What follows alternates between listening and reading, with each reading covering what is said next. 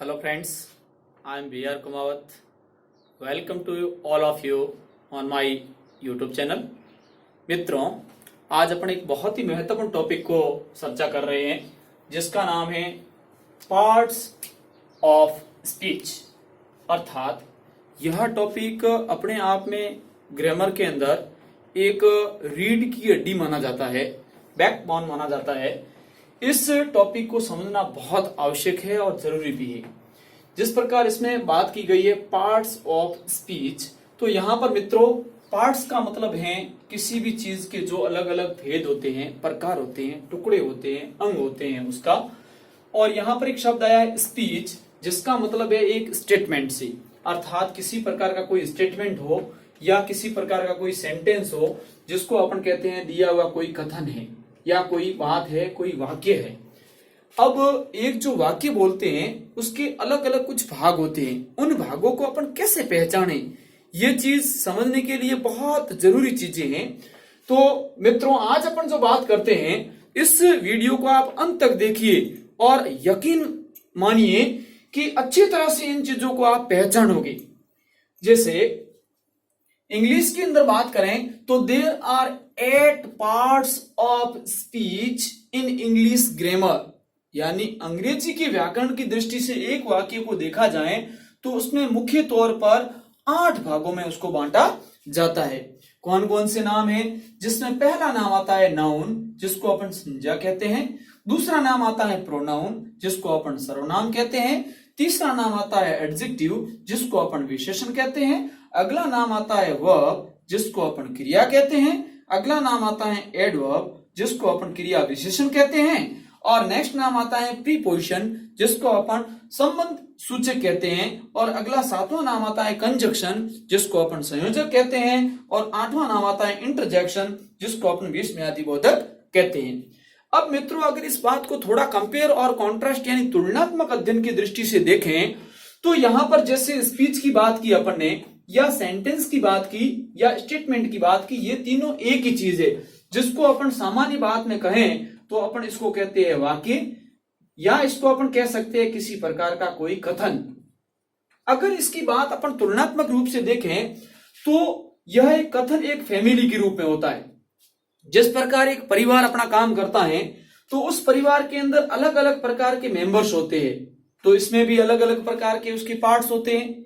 अब ये जो मेंबर्स होते हैं, इन मेंबर्स का अपना अपना नेचर होता है, अपना अपना फंक्शन होता है और अपनी अपनी पोजीशन होती है।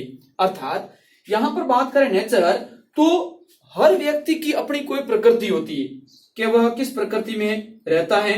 या फिर बात करें अपन तो हर व्यक्ति का अपना कोई न कोई कार्य होता है और हर व्यक्ति की अपनी कोई न कोई स्थिति होती है। उस स्थिति के अनुसार ही वह व्यक्ति कार्य करता है। तो यह चीज यहां पर भी अपने को देखने को मिलती है कि जिस प्रकार एक फैमिली के अंदर मेंबर्स का अलग अलग नेचर होता है, अलग अलग फंक्शन होता है, अलग अलग पोजीशन होती है, उसी प्रकार यहां पर भी अलग अलग पार्ट्स होते हैं जो अपना काम करते हैं।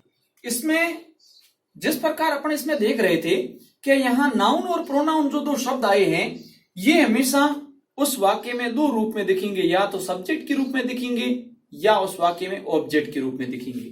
और इन दोनों शब्दों की विशेषता बताने वाला शब्द जिसको अपन विशेषण कहेंगे, क्या कहेंगे?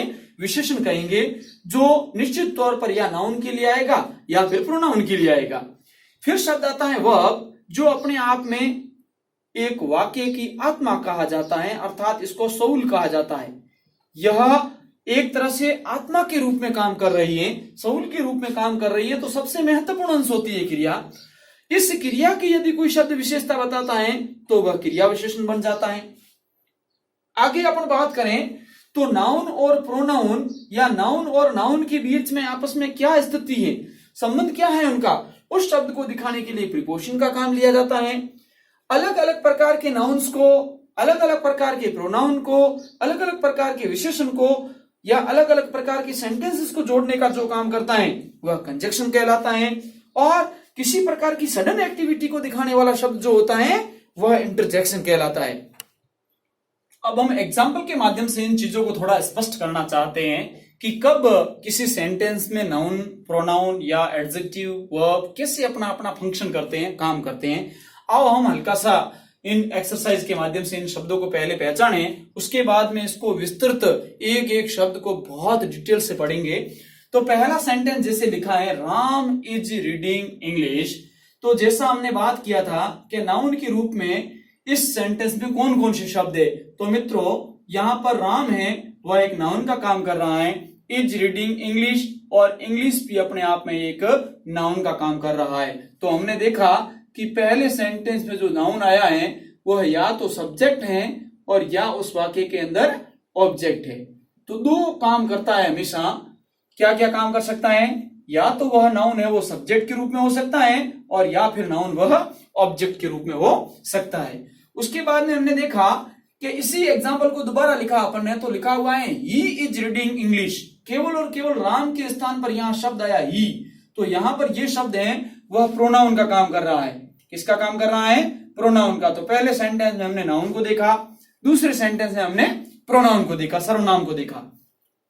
आगे इसी सेंटेंस को हमने आगे बढ़ाया सब्जेक्ट के रूप में, तो देखा कि राम इज ऑनेस्ट। अब यहां पर नाउन के रूप में तो नाम है आया हुआ, परंतु इस सेंटेंस में विशेष रूप से ऑनेस्ट शब्द को देखा तो यहां पर यह एडजेक्टिव का काम कर रहा है। यानी इस सेंटेंस में हमने देखा तो इस नाउन की विशेषता बताने वाला एडजेक्टिव जो यहां पर हमारे समक्ष आया हुआ था वह विशेषण का काम कर रहा है। कल्पना करो यहाँ राम नहीं और सामने कोई व्यक्ति खड़ा है, उसके लिए अपन ने ही लगा दिया और कह दिया ही इज ऑनेस्ट, तो भी वह बात बिल्कुल सही है। और ही के स्थान पर सपोज दैट अपन ने सी लगा दिया, तो ऐसी स्थिति में भी वह वाक्य सही है। पर यह व्यक्ति जब सामने हाजिर होता है, ऐसी स्थिति मोस्टली बोला जाता है प्रोनाउन के साथ, नहीं तो फिर हमेशा नाउन के साथ उपयोग किया जाता है। अगला वाक्य हमने देखा तो इसमें लिखा है राम इज रनिंग। तो सब्जेक्ट तो यहां पर भी राम है, परंतु इसमें वर्ब के रूप में पूरा का पूरा काम कर रहा है इज रनिंग, यानी कोई एक्शन हो रही है। तो जब किसी वाक्य के अंदर हम देखते हैं ऐसा शब्द जो कोई एक्शन बताता है तो वह वर्ब के रूप में काम कर रहा है। तो यहां पर इज रनिंग वर्ब का काम कर रही है।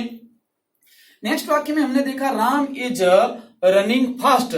तो यहाँ सब्जेक्ट राम है, नाउन है, इज रनिंग वर्ब है, और इस वर्ब की विशेषता बताने वाला ये फास्ट शब्द है, ये इसमें एड वर्ब का काम कर रहा है। अर्थात ऐसा शब्द जो क्रिया की विशेषता बताता हो तो वह क्रिया विशेषण यानी एडवर्ब बन जाता है। अगला सेंटेंस हमने देखा the book is on the table. यहां पर देखा तो बुक नाउन था, यहां पर देखा तो टेबल नाउन था। इन दोनों नाउन्स के बीच में यहां पर इज मेन वर्ब का काम कर रही है, परंतु ओन शब्द हैं, ये इनका आपस में संबंध बता रहा, रिश्ता बता रहा है कि ये टेबल है, उसके ऊपर यह पुस्तक रखी हुई है। तो ओन यहां पर प्रीपोजिशन का काम कर रहा है। वेरी इंपॉर्टेंट चीज होती है यह कि किस प्रकार से हर एक शब्द का अपन पता कर सकें। तो यह किसका काम कर रहा है? प्रीपोजिशन का काम कर रहा है। अगला शब्द हमने देखा सेंटेंस के तौर पे Ram is reading English, Shyam is reading English. तो यहां पर राम और श्याम दो व्यक्ति हैं जो एक ही काम कर रहे हैं, इंग्लिश रीडिंग का काम कर रहे हैं। तो चीज एक बड़ी इंपॉर्टेंट यहां पर हमारे समक्ष आई कि यहां पर काम करने वाला राम है और यहां पर काम करने वाला श्याम है, बाकी तो इज रीडिंग इंग्लिश एक ही चीज है। तब हमने दो अलग अलग चीजों को जोड़ने का प्रयास किया, यहां पर राम को बिठाया और यहां पर श्याम को बिठाया, और इन दोनों शब्दों को एंड से जोड़ दिया, जो कि यहां पर कंजक्शन का काम कर रहा है। किसका काम कर रहा है? कंजक्शन का काम कर रहा है कि Ram and Shyam are reading English. बहुत इंपॉर्टेंट क्वेश्चन आते हैं इस प्रकार से परीक्षा के लिहाज से, आगे आपको ये विस्तृत समझाए जाएंगे। अगला सेंटेंस लिया Ram is reading English, Ram is reading Hindi. Ram नाम का जो व्यक्ति है वही इंग्लिश पढ़ रहा है और वही हिंदी पढ़ रहा है, तो अलग चीज हिंदी और इंग्लिश है इसमें। तो हमने देखा इस सेंटेंस को राम इज रीडिंग क्या क्या कर रहा है, तो इंग्लिश और हिंदी पढ़ रहा है। तो इन दोनों अलग चीजों को हमने एंड से जोड़ा, जो कि यहां पर किसका काम कर रहा है?